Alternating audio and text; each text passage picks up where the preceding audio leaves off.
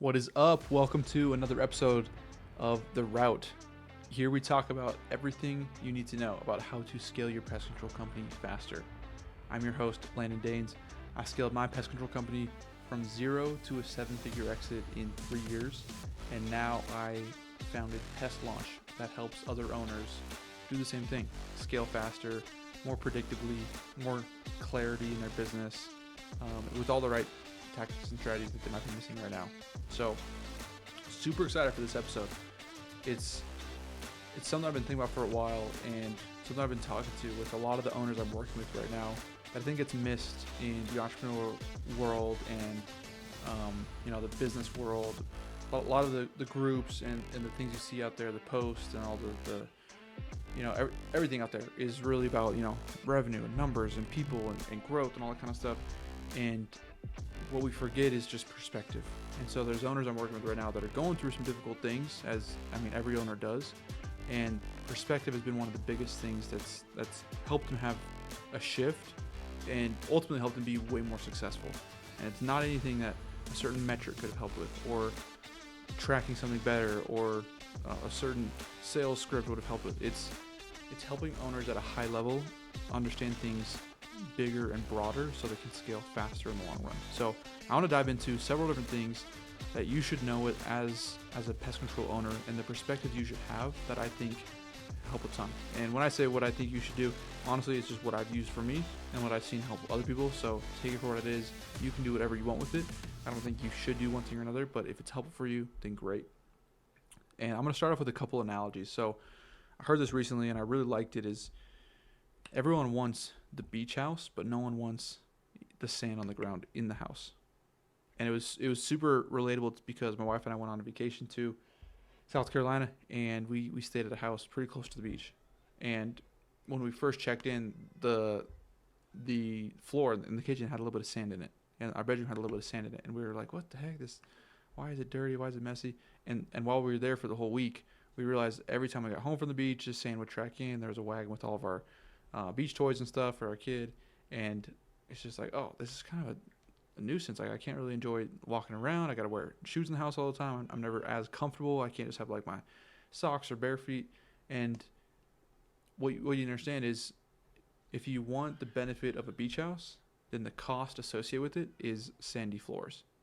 And most people don't see that or think about it or want it, but that's the truth. And so in business, it's really important to understand that there's certain benefits, and every benefit has a cost. Every owner wants the benefit of growth, but they don't want the cost of employees who suck, or employees who show up late, or customers who cancel, or money that goes missing, or all those things. But most of those things are just costs that are associated with growth. There's an owner I'm working with right now, and really helping him push to hire and get more people in the business so he can grow faster.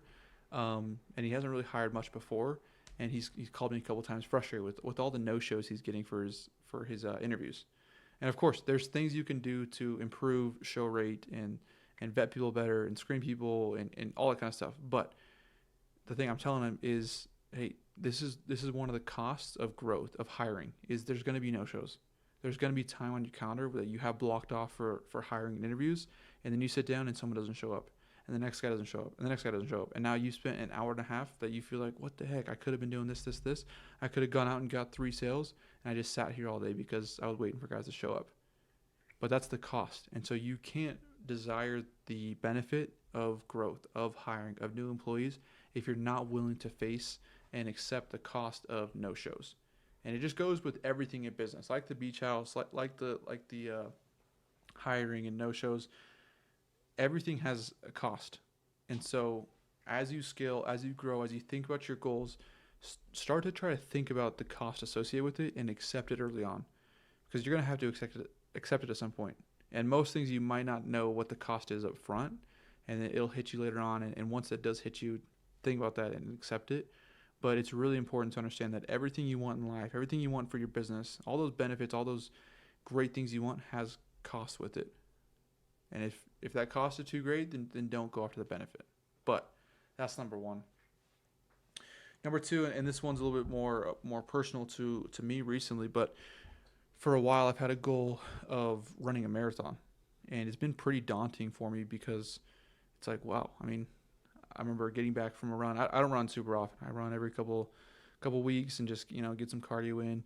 And I did a really long run. I decided to go run 10 miles. And I got back from the run, and my wife asked how it was, and I was like, honestly, it's the longer I've been running, the more I doubt that I could run a marathon. Which is sometimes it's the opposite. Like the more you do, the more you realize you could do or can do. But for me, it was like, man, I just ran 10 miles. Like I don't know how I could do 26.2. It's daunting to think about. And so what made it really easy was realizing, okay, actually, you know what? Right now I'm running, say, 10 miles at a 9-minute pace. You know what would be really easy to do is run a marathon at a 15-minute pace. So extending the time horizon can help you a ton with all the goals you have in your business. Because right now it could be really daunting to figure out how to get 500 new customers this year. But if you say, hey, what if I just get 500 over the next 5 years? Or you might be thinking, hey, I want to get to 1,000 customers. And the goal is daunting. And so it's really paralyzing you. It's slowing you down. But if you say, hey, I'm locked in here for the next 3 years. I don't care how long it takes, but within the next 3 years, I want to get 1,000 customers. Then it becomes easier. Then it's easier to grasp and swallow and attack because you extend the time horizon. And so the same thing with my running. The marathon became a breeze and a no-brainer when I just extended the time horizon. I didn't do 15 minutes, just so you know. Just got to clear that up so anyone out there doesn't think I'm walking a marathon. But I did. It was roughly 10:15, 10:30 pace. But it became a lot easier because I was going at a pace that was slower and way easier. So I'm not saying go slower in your business, but if you can extend the time horizon of when you want to accomplish something, it makes it easier to accomplish. So a couple more things I've been thinking about is along those same lines of time horizons and extending that and just not going slower but going longer is instant gratification is killing your business right now. A lot of owners just want things so fast. They want 10 new customers yesterday. They want a new technician, right now. They want 500 more Google reviews. They want a new location. They want everything so fast. In the world we live in, everything you see is just so fast. You just see these people with huge businesses on social media. You see all this growth. You see guys that are flexing all their watches and cars and houses and whatever. And we want that so fast. And you can get things so fast in this world right now. I mean, food, you can have any type of food you want ever on your doorstep in the next 10 minutes, 20 minutes, whatever. You can order Chinese, American, pizza, just any type of food. You can have it right now. It's crazy. And it's the microwave effect. Like anything can go from cold to hot in 30 seconds. Fast food's always available. Any show possible you ever want is on Netflix for $10 a month. And everything's so available and quick. But the fallacy with that is real growth in your business is the exact opposite. It's so long. It's so slow. It takes time. It takes way more effort. And so the way that the world operates and the way you see things outwardly is exactly what's killing and slowing you down in your business. Because you need to operate in complete reverse and understand that I'm going to do this thing for the next year and not see results. It's complete opposite of everything else, because anything else, if you want something right now, you get it right now. But with, say, knocking doors, or say testing out a new ad strategy, or perfecting your service, or just continuing to service your same customers for the next year and build up reviews and a clientele and referrals and all that. Just doing that for a year, whatever it is, just doing one thing, just focusing a year on doing something that will actually truly double, triple, quadruple your business, but you don't see that until year 3. It's really hard. So understanding that having that mindset shift will help you a ton, that whatever else you see in the world, it's not how business operates. Anything good in your business takes time. And you can think about all the best things in your business, all the biggest growth, all the best people, all the, just the best things that happen in your business have really taken time. And none of it's been an overnight success.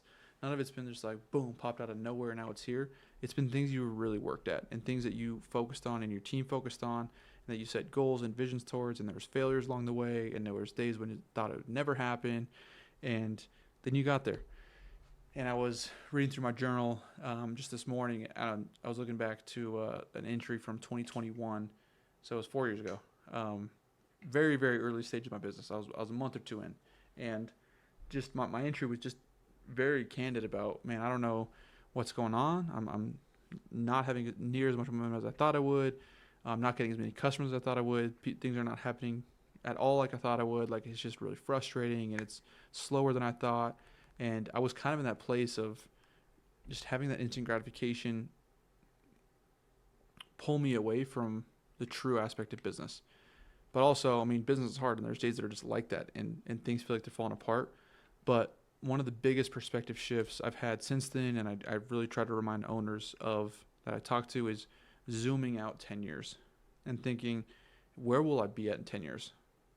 Okay, 10 years from now, my business will probably be at least 5 to 10x the size. Right now, if maybe I have 100 customers, dude, in 10 years, I might have 4,000 customers, whatever the number is. And think about what that version of you would say to you right now.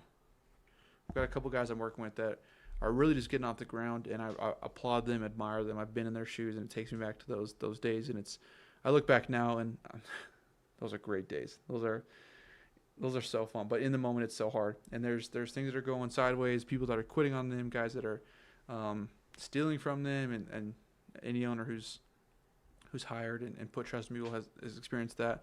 But just telling them, hey, let's zoom out 10 years. What will it look like then? And along with that, what would the version of you in 10 years tell you right now? And processing things from there, 10 years in the future, you would probably say, hey, it's going to be okay. Or, hey, what you're learning right now is actually what's going to take you to the next level in your business.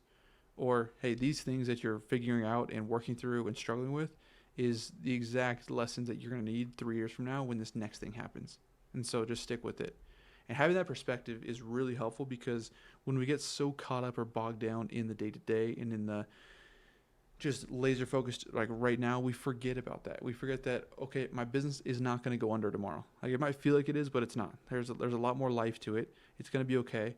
And in the same vein, like, it's going to be around for 5-10 years and longer. And so these things are all just processes and things that are going to get me there. So think about those things. One more way I like to think about it is when I lose money. So there's a guy I work with who hired someone, paid him some money up front to, relocate and come work there. And the guy just took the money and ran. And so he lost several $1,000s. And I've had very, very, very similar things happen to me.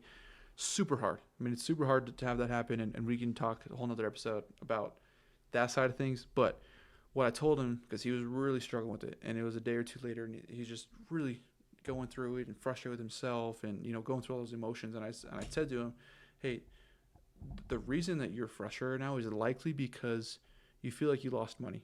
I mean, there's other reasons too. You're burned and someone violated your trust and all those things too. So that comes with it. But one of the biggest things is you feel like that's gone.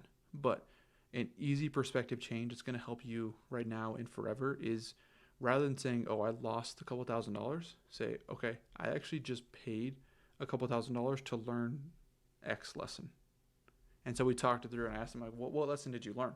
And he's like, oh, well, biggest lesson right away is, I'm never paying someone up front until they do work. I'm like, hey, that's a great lesson. And there's obviously some more and some deeper lessons there too, with hiring and trust and building and all that kind of stuff. But think about, okay, that's not money lost, it's money invested. And it's money I learned with. And so, sure, it was a couple $1,000s now, but that's going to save you way more money in the future. It's going to make you way more money in the future too, when you do it the right way. And so you're going to lose several $1,000s on your way to making your first $20, $30, $40, $50,000. And to be honest, you're going to lose $20, $30, $40, $50,000 on your way to making $100, $200, $300,000. And so it's all part of the process. And once you realize that it's really not losing money, it's just part of that learning curve and making mistakes, because the farther along you go in business, the more expensive the mistakes you make, the more expensive the lessons are. And some people just aren't willing to make those mistakes or pay for those lessons. And so they stay stuck at a low level of business and only understanding things at a pretty cheap and inexpensive level.